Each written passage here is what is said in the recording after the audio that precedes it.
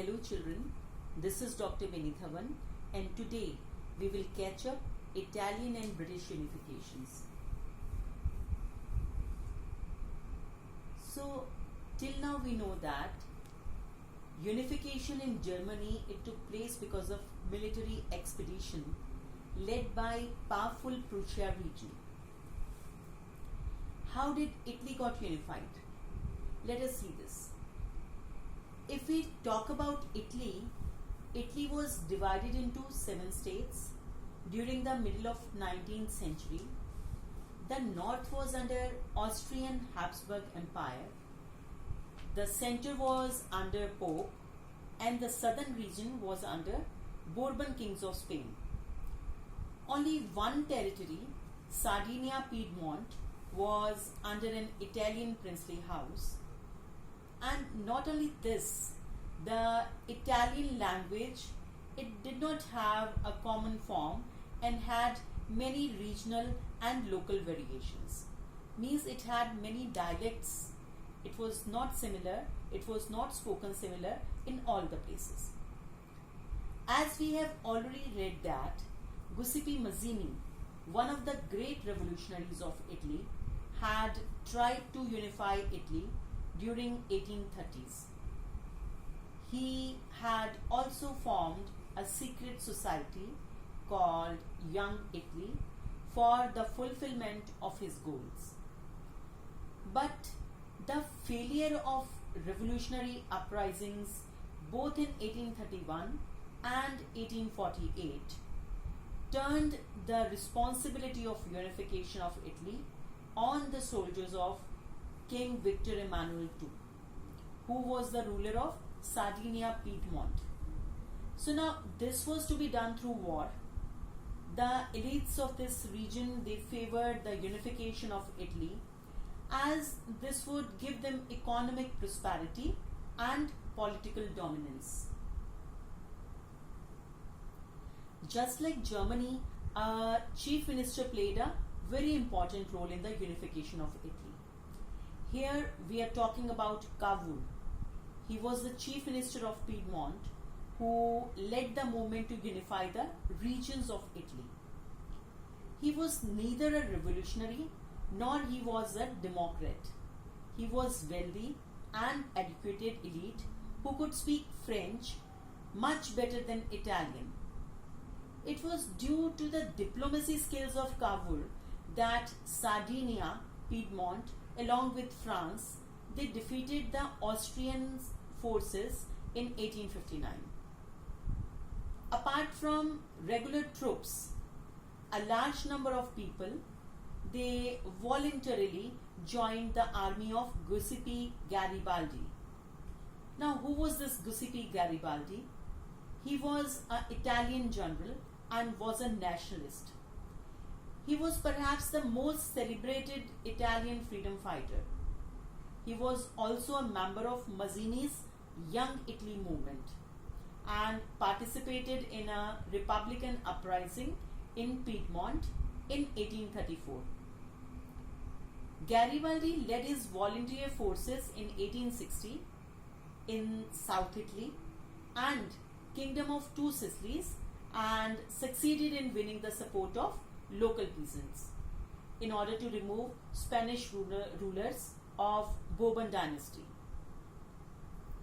In 1861, Victor Emmanuel II was proclaimed, means an official announcement was made that Victor Emmanuel II will be the king of unified Italy. Although the illiterate people of Italy, the illiterate Italian population, they were unaware about the liberal nationalist ideology and they thought that they were fighting for La Talia, that was Victor Emmanuel's wife. So the people of Italy, they were unaware of the nationalist feelings. They were just after the call of Garibaldi that they joined the army. Now, if we see Italian unification, here Cavour is considered as the brain of the unification, Mazzini is called the soul, and Garibaldi the sword. Now we will see the strange case of Britain. The formation of Britain was not the result of sudden revolution, but it was a very long process. Britain was, you'll be very surprised, it was not a nation before 18th century. It was an island which was inhabited by ethnic groups such as English, Welsh, Scots or Irish. These groups had their own culture and political traditions. As English started growing wealthy, they gained power and importance, and they started extending their influence over the other nations of the island. The English Parliament seized power, means it captured power from monarchy in 1688 after a conflict. So now it means that English Parliament was it was supposed to take care of all the laws, rules, regulations, and monarch was supposed to be a namesake or head of the country.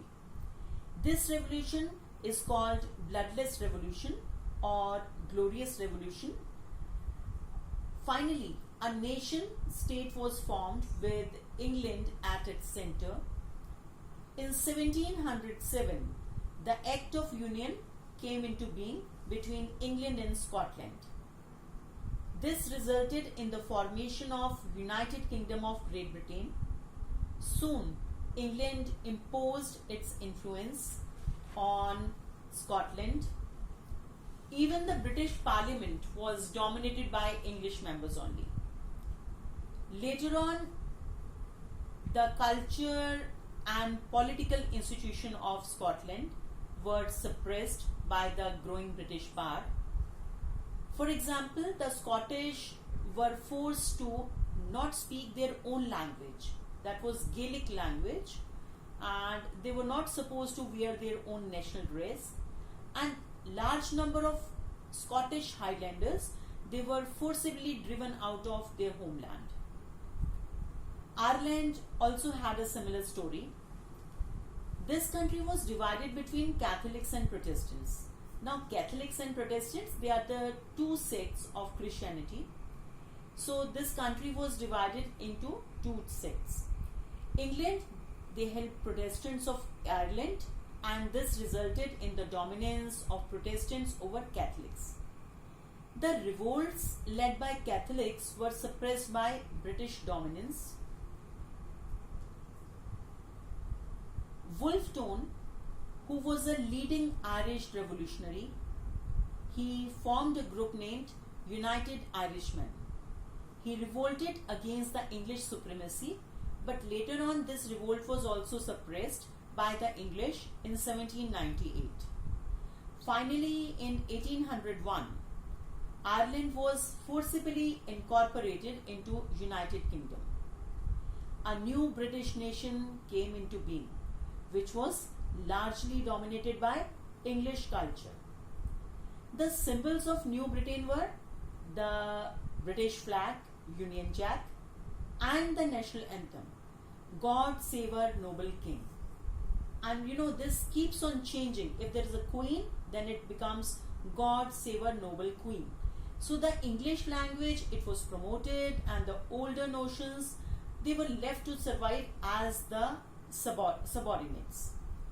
So here we have seen that England, it became United Kingdom of Great Britain, and later it incorporated Ireland also, and it was all forcibly done, that Ireland was incorporated in United Kingdom.